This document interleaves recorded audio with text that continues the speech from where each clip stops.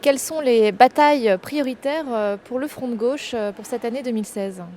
Je crois qu'une des priorités, c'est de sortir des politiques aujourd'hui de rationnement budgétaire qui provoquent partout de l'austérité, et le fait qu'il y ait cette austérité, ces réductions de crédits permanents conduisent à un refroidissement considérable de l'économie, à un mal-être des citoyens, car ils n'ont ni pouvoir d'achat, ils ont réduction des services publics, et on voit ce qui est en train de se passer en ce moment même dans les collectivités territoriales, c'est-à-dire un mouvement sans fin, puisque à la fois les services publics nationaux sont en diminution, mais maintenant le service public régional, communal, départemental va lui aussi être en réduction, ce qui est très négatif pour nos concitoyens, mais aussi pour l'intérêt général, pour l'économie.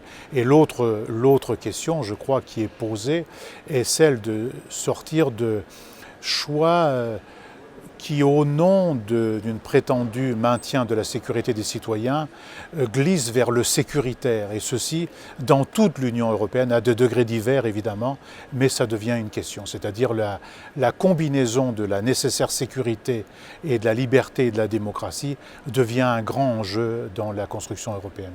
Alors quels sont les dossiers que vous allez suivre de près, justement les dossiers législatifs au sein du Parlement? Dans les dossiers législatifs, moi je crois que il y a deux questions prioritaires en quelque sorte pour moi.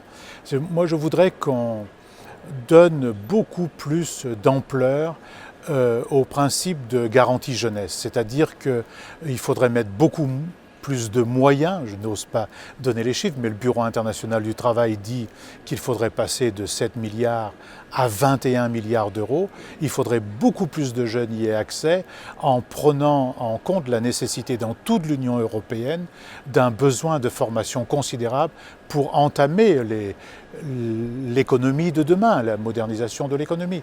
Et l'autre question, je crois, c'est qu'il est urgent maintenant de réviser la directive travailleurs détachés. On ne peut pas avoir une construction européenne où les travailleurs sont mis en concurrence les uns contre les autres.